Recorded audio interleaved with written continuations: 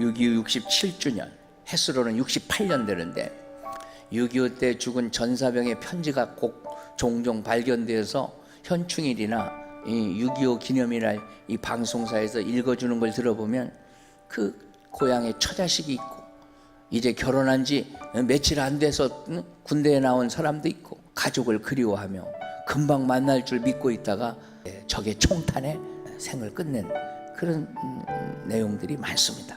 이 땅의 그 아름다운 그 믿음의 선배들이 또 믿음을 지키면서 나라도 지킨다 하는 의식을 가지고 순교한 이들도 많습니다.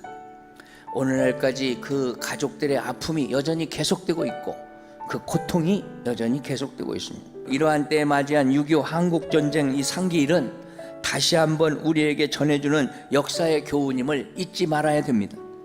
우리는 이 시대에 6.25의 그 기억하고 싶지 않은 기억이지만 그걸 기억해야 우리가 그런 것을 반복하지 않을 수가 있기 때문입니다. 인도의 저명한 사상가 사라야라는 사람은 그런 말을 했습니다. 한 민족이 과거 역사의 교훈을 망각해버리고 살면 그 같은 것을 반복하게 될 것이다. 반드시 다시 망하게 될 것이다. 이스라엘 민족이 하나님의 은혜를 잊어먹고 지멋대로 살면 반드시 멸망한다고 써 있습니다. 언제나 우리는 역사적인 교훈을 망각한 나라나 민족은 다시 그러한 비극을 당하게 된다는 것을 마음에 새기고 자식들에게 바로 가르치고 손자 손녀들에게 바로 가르쳐야 될 줄로 믿습니다. 해방 이후에 이 38선 이북을 담당한 소련은 만주와 한반도를 겨냥해서 1945년 8월 말경에 북한 전역을 공산하기 위한 제도 계획에 착수합니다.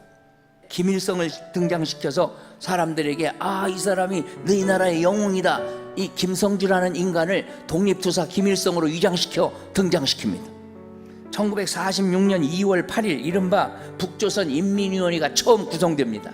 이에 반하여 미국은 당시 9월 4일에 제24단 부대를 이승만 대통령의 간절한 요청에 의해서 이제 김포 공항에 도착시킵니다. 9월 7일에 메가더 미 극동 총사령관 위치에 있던 그 장군이 남한에 대한 책임을 지고 와서 군정을 선포합니다. 남한은 유엔의 감시하에 드디어 1948년 5월 10일에 단독으로 국민 총선거를 실시합니다. 이 5월 10일 날 단독 총선거가 실시되어 가지고 드디어 우리나라의 헌법이 만들어지고 재헌국회가 구성되고 헌법이 만들어지고 국회의원이 생겼다고 하는 것은 이제 정식 나라로 출범하는 것입니다. 이에 반해서 북한은 소련의 지배하에 우리나라가 이미 생겼는데 나중에 8월 달에 가서야 하순에 단일 후보 김일성이를 출마시켜서 9월 9일 날 조선민주주의 인민공화국을 세우게 됩니다. 전부 하나님의 받을 영광을 누가 가로채느냐? 우상화된 김일성 그의 아들들을 손자들이 지금 가로채고 있습니다. 북한은 소련의 스탈린, 당시 중국의 모태똥 이런 사람들을 설득해가지고 남침 계획을 지원해주기로 인준을 받습니다. 그리고 6월 25일 날 전쟁 개시일로 정하고 남한에서는 비상계엄령도 해제하고 미군 철수시키면서 진행 중이고 이런 가운데 드디어 6월 25일 주일 새벽에 이 빨갱이 부대가 남침을 합니다. 뭐 파죽지세죠. 그야말로 파도가 엄몰아요 밀고 오듯이 그냥 세상에 전쟁 난 지 3일 만에 서울을 뺏깁니다. 그리고 자그마치 그때부터 전쟁이 3년 1개월 2일 동안 이제 계속되는 거예요. 당시 여러 유엔군이 16개국에서 병사들을 보냈습니다. 그래서 우리나라를 전쟁 때 도와준 나라가 41개국입니다. 그 하나님의 크신 섭리가 있는 줄로 믿습니다. 41개국이 우리나라를 기적같이 이제 돕자고 일어난 것이죠. 그러나 6.25 전쟁의 피해는 말할 수 없이 컸습니다. 교회 2,000개 넘게 불탔고요. 교회당이 목사님들 500명 이상이 총살당하거나 납치당했습니다.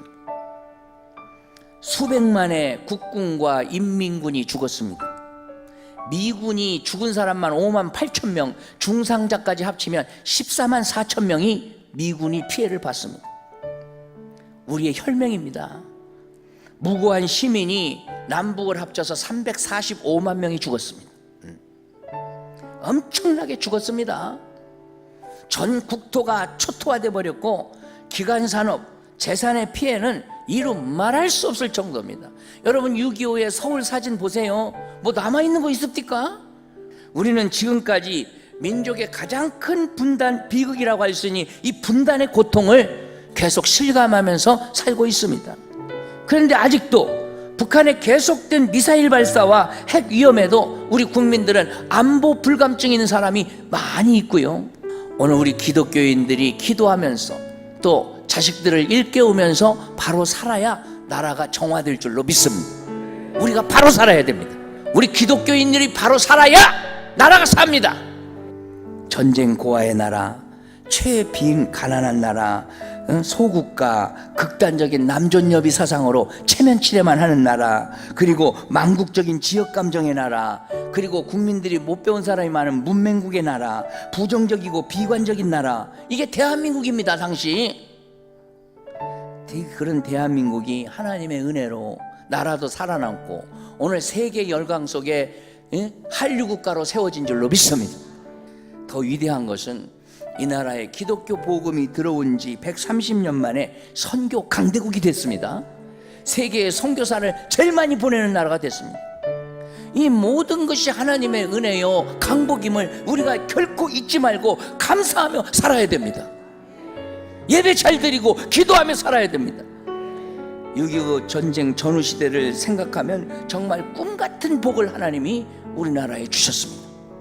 우리나라야말로 하나님이 복 주신 나라입니다. 우리는 이 복을 지켜야 할 줄로 믿습니다. 기도로 지키고 믿음으로 지키고 정신구조를 확실해서 지켜야 됩니다. 나라가 안정되기까지 지속적으로 기도하고 지속적으로 자식을 잘 가르치고 지속적으로 믿음에 바로 서는 여러분들의 신앙과 삶이 되시길 주의 이름으로 축복합니다.